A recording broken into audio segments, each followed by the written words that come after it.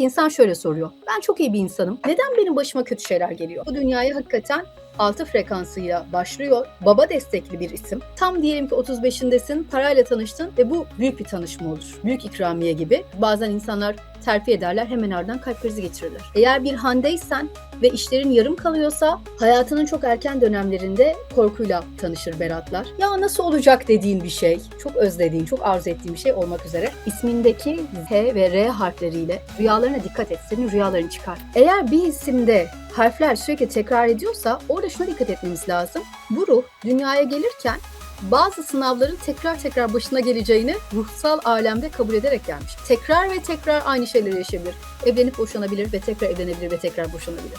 İlk parayla tanışması biraz sancılı olabilir bir Mehmet'in. Çünkü E ile beraber çok aşağıya inen bir frekans söz konusu. Korkunun içinde gezdiği bir frekans söz konusu. Hoş geldiniz. 3, 6, 9 isim frekansını konuşacağız ve çok özel analizler gerçekleştireceğiz bugün. Çok değerli bir konuğum var karşımda ve bu sistemin aslında kurucusu sevgili Zeynep Dündar. Yabancı değil demek istiyorum. Çok seviyorum. Türk mitolojisiyle olan bağ ve aslında bunu bize yansıtış şeklini çok seviyorum. Bu yoldaki emeğini görüyorum ve eminim sizler de görüyorsunuz. Bu bence çok özel. Aslında hepimizin içerisinde var olan nakşedilmiş bilgiler bunlar ama belki unuttuk. Belki hatırlamamız gerekiyor.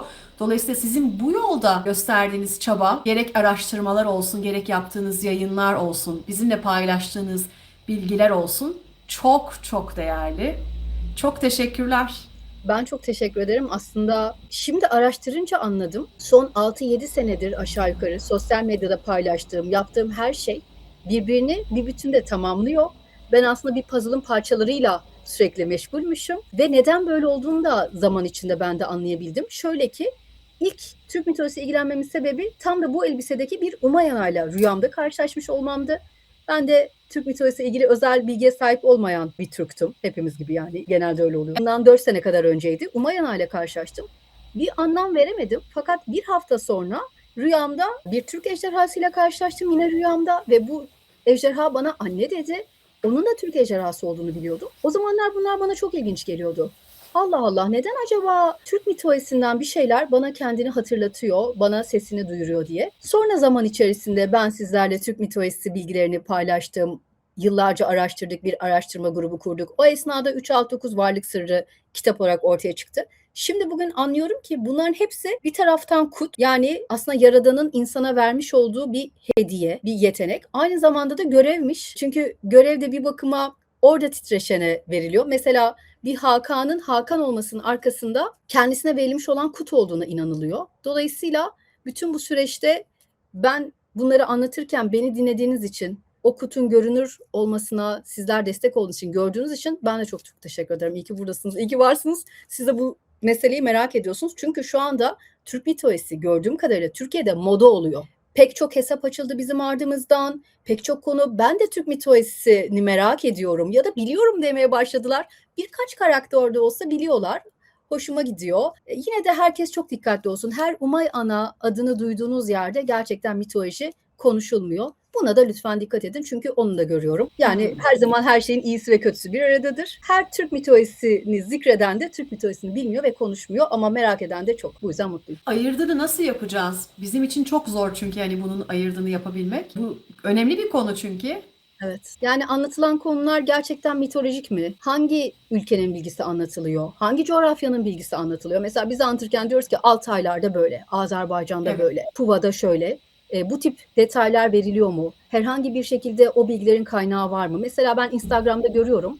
Bir Türk mitolojisi sayfası açılıyor. Şöyle bir açıklama var. Resimde yapay zekada yaptırılmış ama bizim resimlerimizin hepsi ressam Ayşegül Kalaycıoğlu tarafından, bir insan tarafından yapıldı, onu söyleyeyim. Neyse, herhangi bir sayfa, yapay zeka resmi, altında böyle açıklama, bir kaynak yok. O açıklamayı sen nereden biliyorsun? Hiçbir okulda okutulmuyor ki. Nereden biliyorsun? Senin bilgin değil onlar. Yapay zekadan mı aldın? Yapay zekaya nasıl güveneceksin? Çünkü yapay zekaya ancak veri girilirse yapay zeka sana cevap verebiliyor. Bu arada biz bilgilerimizi asla yapay zekaya vermiyoruz. Bizim çok büyük bir dosyamız var. Bu konuda yaptığımız araştırmaları içeren kitabımızda yazıyoruz. Niye vermiyoruz? Oradan dağılacak çünkü, o yüzden vermiyoruz. Dolayısıyla siz o yapay zekadaki bilgiyi aldığınızı orada AI bilgisi diye eğer belirtmiyorsanız. Diyelim ki böyle bir kütüphaneniz var, Türk mitolojisiyle dolu. Aldığınız kaynak hangi kaynak? Hangi yazarın kitabından bahsediyorsunuz? Hiç kaynak yok. Dolayısıyla güvenlik işte burada. Buradaki veri hırsızlığını da hiç anlatmıyorum. Onu sizin takdirinize bırakıyorum. Yani kaynak belirtmemek, eğer bir kitaptan aldıysan o yazarın emeğini hiçe saymak bir Türkiye yakışmaz. Ama işte yani konu çok burada uzar ve büyür. Daha fazla açıklamaya gerek yok. Sağduyunuza bırakıyorum. Kimden bir şey duyduğunuzda kaynak veriyor, ona dikkat ediniz. O kaynak nasıl bir kaynak? Google kaynağı mı? Yapay zeka kaynağı mı? Neredenmiş o kaynak? Kitap var mı arkasında? Hayatı nedir? Duruşu nedir? Yani bugün moda oldu diye bugün mü anlatıyor? Yoksa benim gibi yıllardır zaten bu işin içindeydi de bugün mü anlatıyor? Birikimlerini mi anlatıyor? Türk mitolojisi çok derin bir konu. Biz sizinle çok çeşitli karakterler paylaşıyoruz. Benim elimde 70 karakterlik, neredeyse birçoğu hiç çizilmemiş bir koleksiyon var. Fakat ben bu işi devam ettirsem 300'e varırım.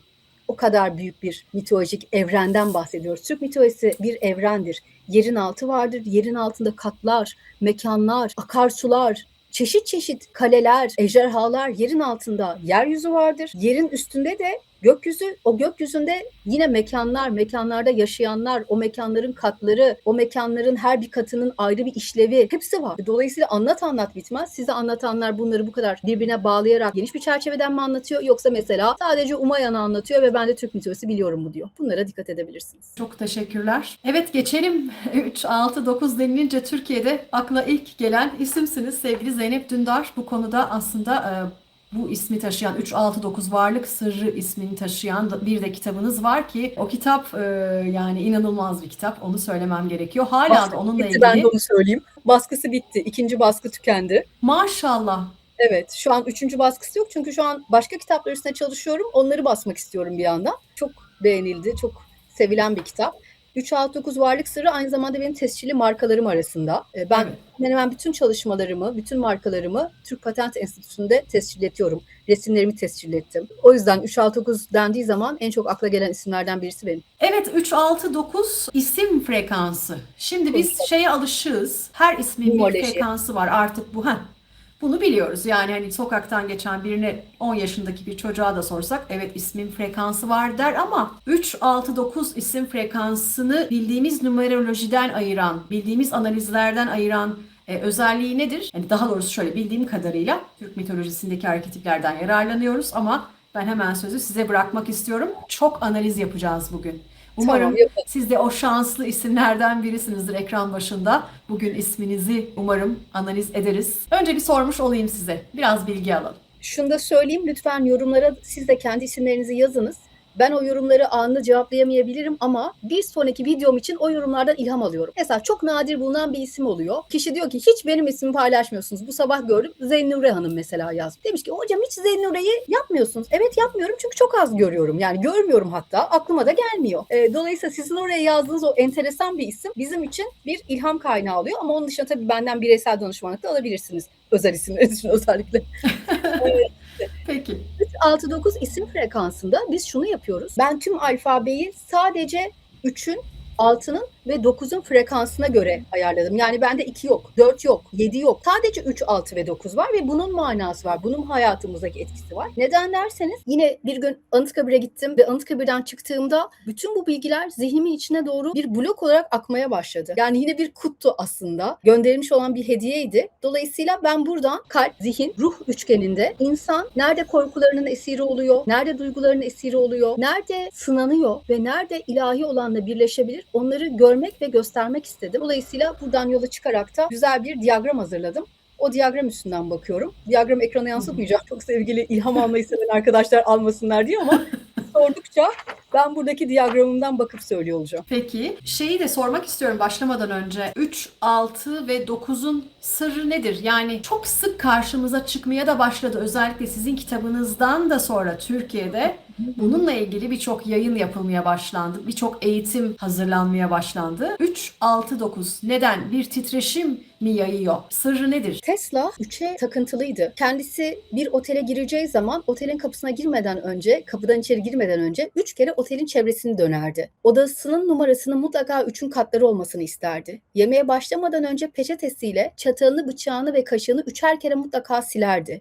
Böyle ritüelleri vardı. Dolayısıyla Tesla 3'e takıntılıydı. Fakat yine pek az bahsedilen bir mesele daha var ki Tesla yaptığı araştırmalarda özellikle Mısır'daki piramitleri çok yakından incelerdi ve onun yaptığı araştırmalara göre oradaki notlarında şunu gözlemliyorum. Piramitler yapıldığı sırada gökyüzündeki yıldızların konumuyla dünya arasındaki mesafedeki ölçümde rakamlar altı ve katları şeklinde. Çok sık bunu görüyoruz. Dolayısıyla bir bakıma oradaki o enerjik oluşum Tesla'nın da ilgisini çekmişti. Kaldı ki Tesla Amerika'ya döndükten sonra bir piramit inşa etti, bir kule inşa etti. O kulenin tepesinde bir piramit vardı ve bununla enerji transferi yapıyordu.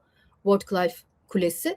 Bu kule Tesla'nın ölümünden sonra ne yazık ki ajanlık faaliyet sayılarak yıkıldı. Dolayısıyla 3'ün, 6'nın ve 9'un anlamlarından bir tanesi enerjinin insan bedeninden yayılımı ve bunun etkileşimleri üzerine. O yüzden biraz önce demiştim ki ruh, zihin ve kalp üçgeninde bakalım insan nerede? Şimdi örneklerle de daha da somut hale gelecek. Biz de bu anlamda manadan bilgiyi maddeye çekmiş olacağız. Vakit kaybetmeden başlayalım. Beyefendilerin isimleri de olacak bugünkü analizlerimizde sevgili Zeynep Dündar'la. Hande ismi geliyor aklıma. Hande ile başlayalım mı Zeynep Hanım? Tabii. Çok severim Hande ismini. Çok da öğrencim var. Onlara da selam olsun. Şimdi Hande H harfiyle başlarken aslında ilahi olanın bu dünyadaki bir anlam arayışıyla başlamış oluyor. Yani ne demek istiyorum? Bu dünyaya gelirken 9 frekansıyla geliyor ve diyor ki ben tamamlamaya geldim. Neyi tamamlamaya geldin? Belki geçmişten getirdiğin görevlerini tamamlayacaksın. Belki anlam sürecini tamamlayacaksın. Belki bu dünyada başladığın işleri tamamlayacaksın. Eğer bir Hande'ysen ve işlerin yarım kalıyorsa sen şu anda kendi sınavında sınıfta kalıyorsun demektir.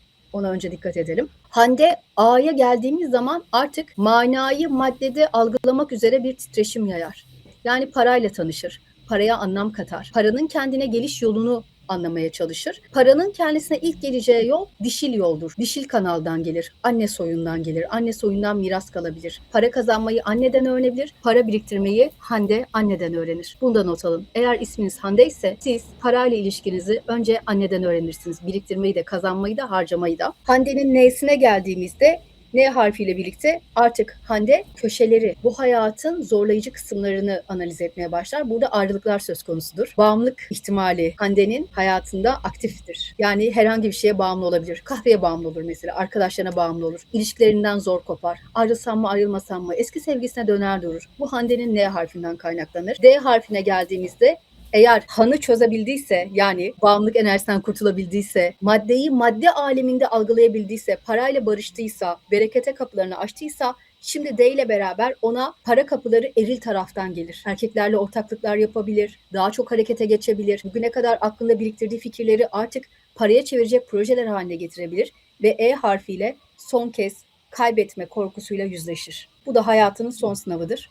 Hande 3-6-9'a göre bende böyle görünüyor. Kısaca özet. Peki 12 hayvanlı Türk takvimine göre şu anda artık 21 Mart itibarıyla At yılına girmiş bulunuyoruz. Dolayısıyla bu yeni yıl içerisinde ismi Hande olanların ne gibi olasılıklarla karşılaşması mümkün? Nasıl bir yıl geçirecekler öngörülere göre? Bir Buna kart çekelim kader mi? atlasından cevap vereceğim. Eğer biz bu Hande'nin doğum tarihini bilseydik şu anda, o Evet. zaman ona 12 hayvan Türk takviminden de çok böyle nokta atışı cevaplar verebilirdim. Ama şu an bütün Handelere konuştuğumuz için, doğum yılı elimizde olmadığı için ben kader atlasından bir kart seçiyorum. Diyorum ki Handeleri 2026'da 21 Mart'tan sonra ne bekliyor? Aman Allah'ım, harika bir kart çıktı.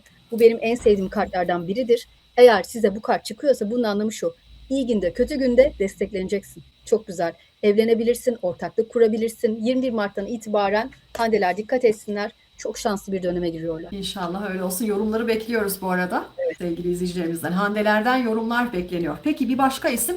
Bence şöyle yapalım. Bir hanımefendi, bir beyefendi olarak gidelim. Çünkü biliyorum ki çok fazlaca erkek takipçiniz var ve bu kanalda da aynı şekilde beyefendiler de keyifle izliyorlar, bekliyorlar. Berat olsun. Berat aklıma geldi bir anda. Berat bu dünyaya para kapısından girer. Para kapısı yine aslında anne soyundan açılır. Ancak bir Berat babası tarafından da çokça desteklenir. O B harfi her ikisini de yanında getirmiş oluyor. Hayatının çok erken dönemlerinde korkuyla tanışır Beratlar. Bu yine kaybetme korkusu olabilir, ihanet olabilir. Erken tanışır. Eğer ilahi olanla kalbini birleştirebilirse hayatının tam böyle 30-35'li yıllarında büyük bir olgunluk dönemine girer. Ama eğer korkuların içinde kaldıysa ne yazık ki bu şansı değerlendiremez. Daha sonra tekrar anne tarafından, dişil tarafından, eş tarafından desteklendiği bir süreç olur. Beratlar evlendiklerinde evin reisi olurlar. Böyle bir karizmaları da var aynı zamanda. Berat hayatını genel manada bolluk ve bereket içinde geçirme potansiyeline sahiptir. Yeter ki korkularıyla baş etmeyi bilsin. Korkuyu çözdüysen Berat,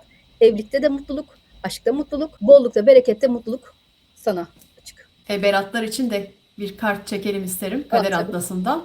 Çekelim. 2026 21 Mart sonrası için neler bekliyor acaba? Diyorum ki bir Beratsan ne bulacaksın? Berat, uzakta olan, özlediğin birine kavuşma şansı bulacaksın 21 Mart'tan sonra. Başka bir ülkede bir sevdiğin olabilir, onun gelmesini bekliyor olabilirsin. Çok uzaktan bir teklif bekliyor olabilirsin. Ya nasıl olacak dediğin bir şey. Çok özlediğin, çok arzu ettiğin bir şey olmak üzere. Hazırım. Hayırlarla olsun inşallah. Peki Zehra. Zehra. Zehra'yı çok severim. Çok da sık gelir bana. Zehra ismindeki Z, H ve R harfleriyle hayatın her döneminde ilahi desteğe açık olan bir isimdir. Sezgileri çok kuvvetlidir Zehra'ların.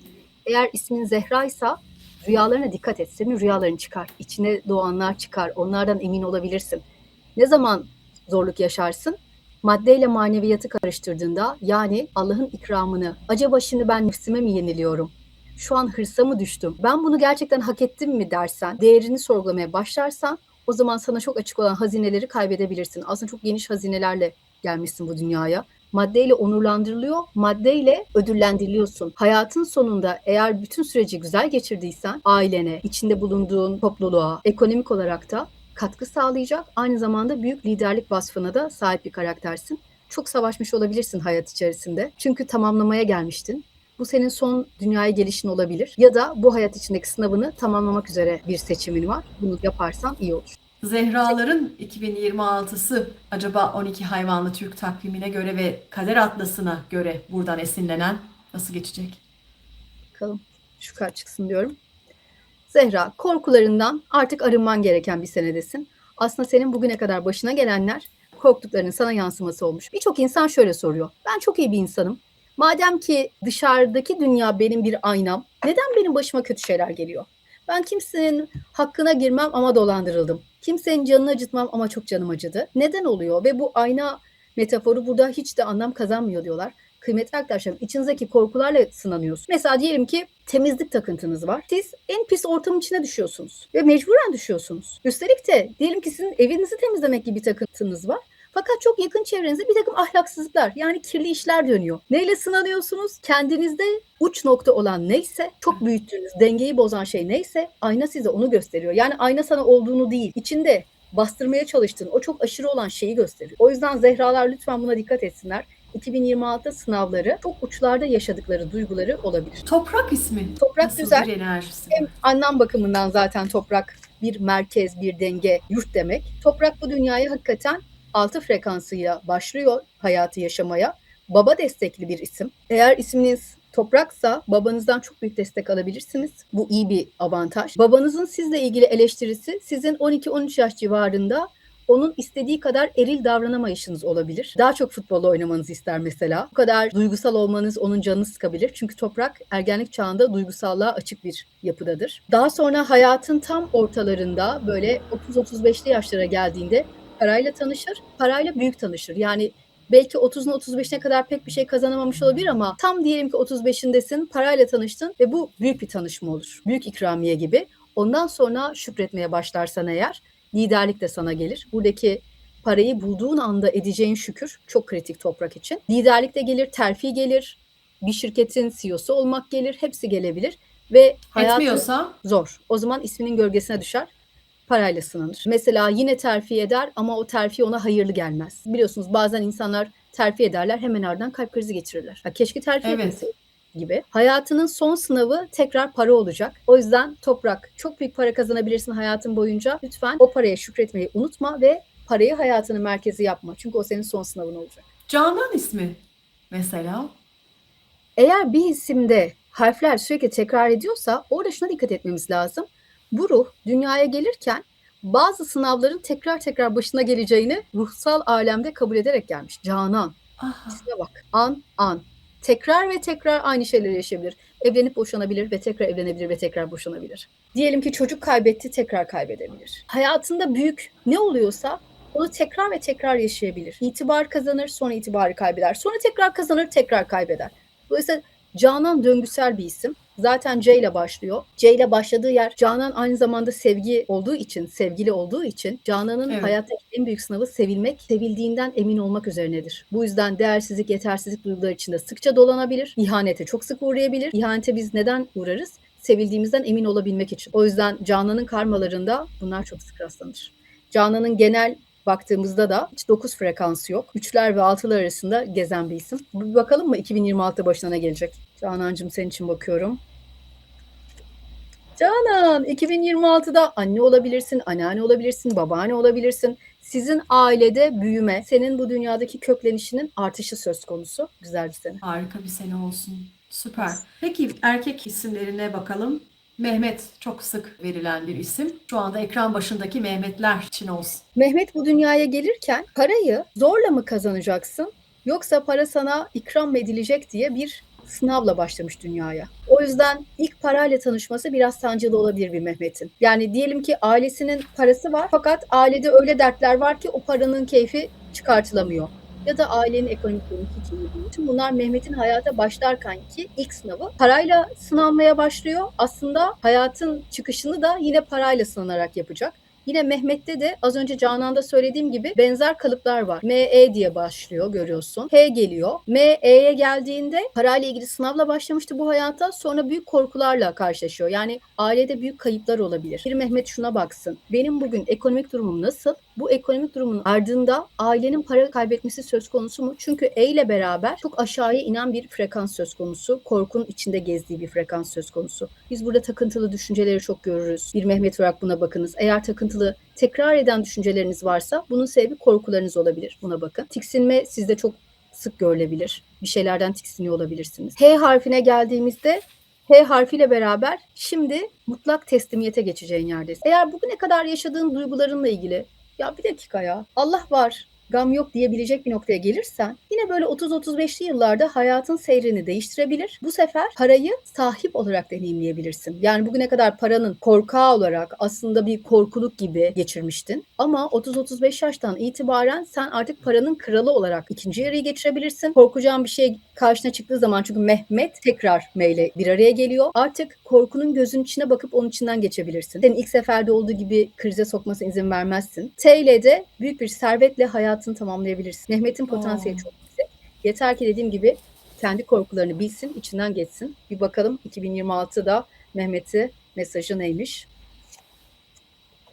Mehmet, çok uzakta özlediğin biri varsa onunla kavuşacaksın. Bu arada çok enteresan. Burada çok fazla çeşitli kart var. Fakat nedense sizin programın seyircisinin etkisi olsa gerek. Evet, çok ikinci gelişi değil mi? Evet, bu ikinci geliş. Mehmet, uzakta uzun zamandır görüşmediğin biri varsa, özlediğin bir hayalin, bir hedefin varsa onlara kavuşacağın bir senen olur. Bu bir insan olabilir. Daha bir önce şey bu kadar sık gelmemiş miydi Zeynep Hanım? Özür dilerim. O kart. Çok ilginç. Şimdi kartlarımdan, aynı kartlardan burada birkaç tane var. Ben bireysel danışmanlıklarda bunu özellikle tutuyorum ki kişi bazen sorduğu soruyu defaten sorma ve kartları deneme arzusu içinde oluyor. Yine aynı kart çıkıyor ve çok emin olmalarını sağlıyor. Perçinliyor yani yanıtını. Evet. Dolayısıyla şunu söyleyebilirim. Kartlardan şunu gördüm. Kartlar o alanın enerjisini hissediyor. O alanın enerjisinde ne duyulması, neyin ortaya çıkması gerekiyorsa onları söylüyor. Bazı kartlarım var bir açılımda asla gelmiyor mesela. Neden gelmezsin? Karıştırıyorum sürekli. Neden Gelmiyor. Orada işi yok. Enerji yok şöyle. Geçen şöyle bir Evet. şey oldu. Bir danışanım dedi ki bireysel görüşmemizde. Hocam benim çocuğum olacak mı dedi. Ben de çıkacaktım. Dedim ki olmayacak. Dedi ki zaten rahmim alındı. Niye soruyorsun? Deneme yapıyor yani. Ama kartlar doğru söyledi. Olmayacak dedi. Ay inanılmaz. Gerçekten. Onun için ben artık çok rahatım. Sen sor, kart söyler. Hatta bazen bir soru sorulduğunda diyorum ki bak şöyle, hayır değil diyor. Bak yalan söyleme, bu kart biliyordum ama şöyleydi diye anlatmaya başlıyor ondan sonra. Siz yok musunuz siz sevgili izleyiciler? Peki Kartları Asel, denemek. Azra çok mesela sık verilen isimler. Hangisini yapsak? Asel'e Tamam. bakalım. Asel bu dünyaya gelirken anne desteğiyle geliyor. Belki ismi anne verdi, belki anne çocuğu çok istedi. Sonra S harfiyle beraber böyle gece korkuları, altına çiş kaçırma gibi meselelerle yüzleşebileceği bir süreçteyiz. Kekemelik hissedebiliriz bu çocukta. Çünkü Asel E ile daha da korkacak. Fakat L harfiyle beraber artık o korkulardan çıkıyor. Desteğe ihtiyacı olan bir isim Asel. Yani bu çocuğu rehbersiz, desteksiz bırakmayın. Eğer yeterince desteklenirse hayatta güzel bir potansiyeli var. Asellerin 2026 için kader atlası mesajı nedir? Korkular, yine aynı kart çıktı. Korkularınla yüzleşeceksin. Korkularından geçmen gerekiyor. Aslında az önce ne söylesem kartı da öyle çıktı. Kart da onu tasdiklemiş oluyor. İnanılmaz bir şey, evet. Size birkaç tane de at yılı ile ilgili yıllara bağlı neler olacak, o öngörülerden bahsedeyim isterseniz. Bu da çok merak edilen, bana çok sorulan sorular. Harika. Tuğba'nın doğum yılınız kaçtı? 1981. Efendim bakalım 1981'e. Tuğba Hanım, bu sene yepyeni iş fırsatları alabilirsiniz. Efendim tüm yayıncılar sizde. Eğer Alıyorum, Tuğba Hanım, evet, doğru. siz horoz yılında doğmuşsunuz. Bir horoz yılında doğmuş insan özelliklerinden bahsedeyim. Sesini duyurmak üzere gelmiştir bu dünyaya. Ana meselelerinden birisi bu. Sessizlik size göre değil, arka planda kalmak size göre değil. Şu anda da at senesine girdiğimiz için itibarın, gücün, ilahi desteğin çok konuşulduğu bir sene. Neden bu kadar ilahi destek var? Çünkü at Türklere göre yeryüzü hayvanı değildir. Gökyüzü hayvanıdır. Türkler atın uçtuğuna inanıyorlar. Bu yüzden bu sene Bildiğimizin aksine aslında kökümüzde bambaşka bir bilgi var. ya kök bunu çok iyi biliyor. Sebebi de şu, Evet. bir zamanlar ulaşım için kullanılacak başka bir hayvan yokken bizi bir yerden bir yere taşıyan hayvan attı. Ve o atın hızlı gidiyor olması adeta uçtuğu manasına gelirdi. Böyle bir metafor kullanırdı. Hatta 70 yıllık yolu koyu boz atımla ben 7 günde aldım diye söylemler var mesela destanlarda. 70 yıllık yolu, yani metafora bak, o kadar uzun bir yolu. Evet. 7 yılda aldım. Çünkü uçtu benim at. Peki bir dakika. Pegasus da aslında bizden, yani Türk mitolojisi kökenli bir mit midir? Efendim Sabancı ailesine selam olsun. Keşke yıllar önce ben bileydim ve onlara ulaşabilseydim. Pegasus'un Türk versiyonu Tulpar'dır. Kanatlı attır, uçan bir attır. Kendisi arkada resmini görmüş olduğunuz Ülgene atıdır. Dolayısıyla Ülgen'e gitmek isteyen şamanlar için Ülgen tarafından dünyaya kanatlı beyaz at gönderilir. İsmi Tulpar'dır. Şaman o atın üzerine biner. Kam davuluna vururken aslında o davulun, hatta şöyle göstereyim hemen. Bir saniye. Bu davulun tokmağı öylesine bir tokmak değildir. Bu iplerin uzaması da öylesine değildir. Bu aslında bir kamçıdır. Ve davuluna vururken aslında sen tulpar atına hafif hafif vurursun. Onunla beraber göğe yükselirsin. Bu bakımdan Pegasus değil, Tulpar. Türklerin beyaz kanatlı adı Tulpar. 12 bin yıllık bir geçmişten bahsediyoruz ve Türkiye'de de dünyada da çok büyük ilgi görüyor.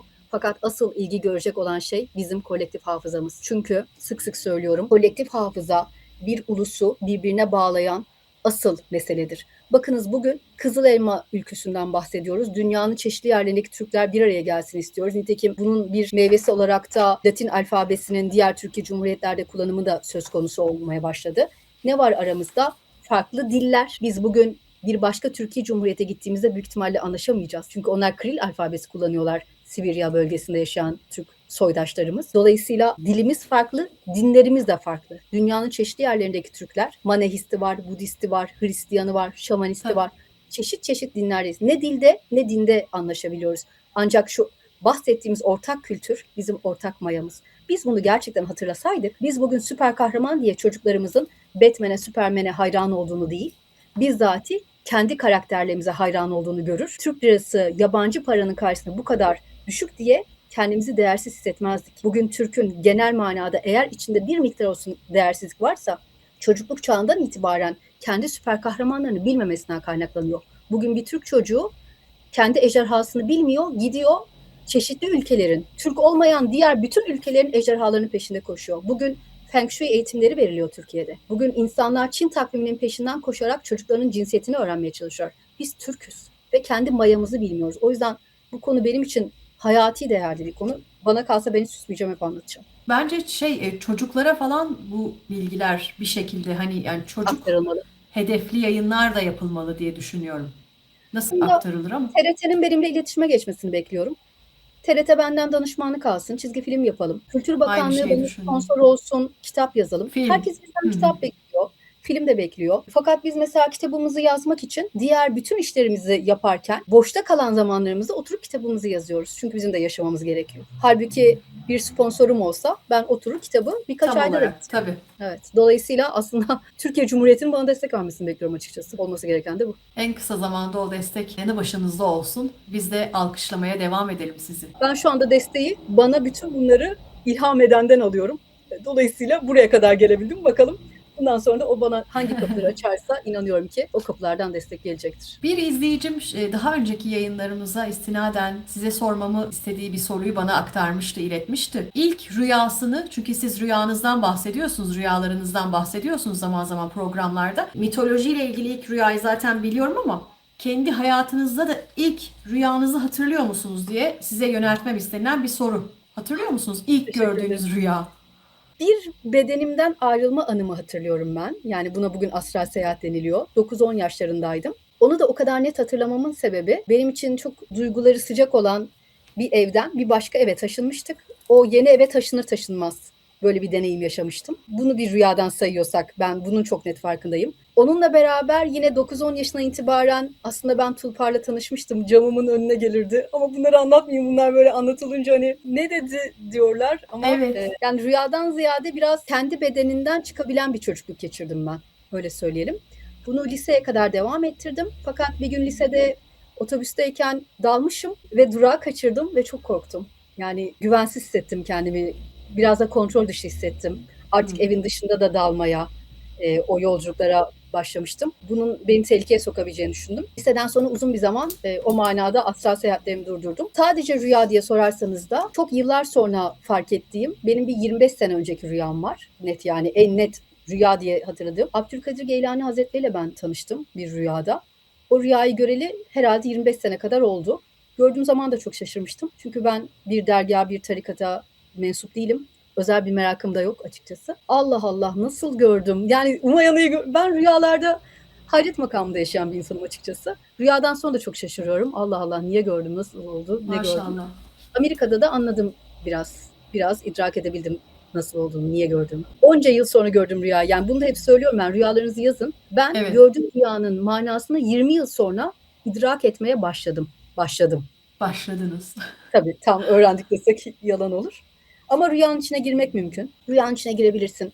Rüyanla diyaloğa geçebilirsin. Ben bu rüyayı niye gördüm diye sorabilirsin. Onları eğitimlerde uygulamalı olarak anlatıyorum. Nasıl rüyanın içine girilir, orada ne yapılır diye. Nerede titreşiyorsanız orada açılıyorsunuz. Mesela ejderhalar. Sizce biz bugün neden ejderha görmüyoruz? Ya da ejderhalar yaşadı mı? Ejderhalar bu dünyada var mıydı? Dünyanın dört bir yanına gidiniz. Hemen hemen aynı tarihlerde dünyanın dört bir yanında ejderha figürleri var. Duvarlara kazılmış, heykelleri yapılmış. Bu kadar farklı coğrafyalarda herkes ejderhadan bahsediyorsa bunun görülen bir şey olması gerekmiyor mu sizce?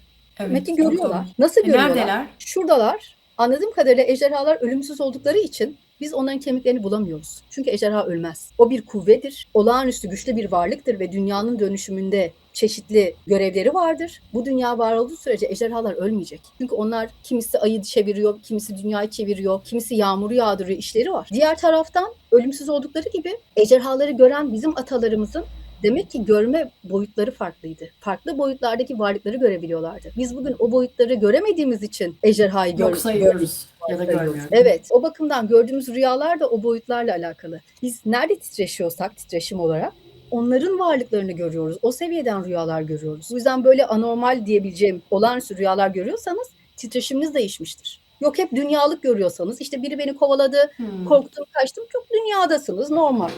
Normal titreşim. Ama ejderha gördüm dediğiniz yerde titreşiminiz fırlamış. Başka bir frekans, belki de radyo frekansı gibi düşünürsek. Başka bir frekans, başka bir alıcı. Çok doğru, çok doğru. Denir ya, her anahtar her kilidi açmaz. O yayını görebilmek için aynen öyle o frekansta olmak gerekiyor ki görüntü sende açık olsun. Yoksa vuruzut anlayamayacağınız bir görüntü olur. Peki, çok teşekkür ediyorum. Gerçekten çok keyifliydi her zamanki gibi. Bu kostümleriniz de çok güzel maşallah. Çok yakışıyor. Ben çok teşekkür ederim bu fırsatı bana tanıdığınız için. Hakikaten ne kadar çok yerde, ne kadar çok Türk mitolojisi anlatırsam o kadar ben de bana verilen görevi yerine getirmiş hissediyorum. Kostümlerimi de çok canım sevgili öğrencilerimden Fatma Sena dikiyor. Ona da selam olsun. Hepsini özel tasarlıyoruz. 369 isim frekansı analizini size aslında ulaşarak da izleyicilerimiz yaptırabiliyorlar zaten. Onu da hatırlatmış olalım. Birçok programda yine soruluyor. Zeynep Hanım'ın sosyal medya hesaplarını ben bu yayının altına paylaşıyor olacağım. Açıklamasına paylaşıyor olacağım. Oradan takip edebilirsiniz. Çünkü soracaksınız biliyorum.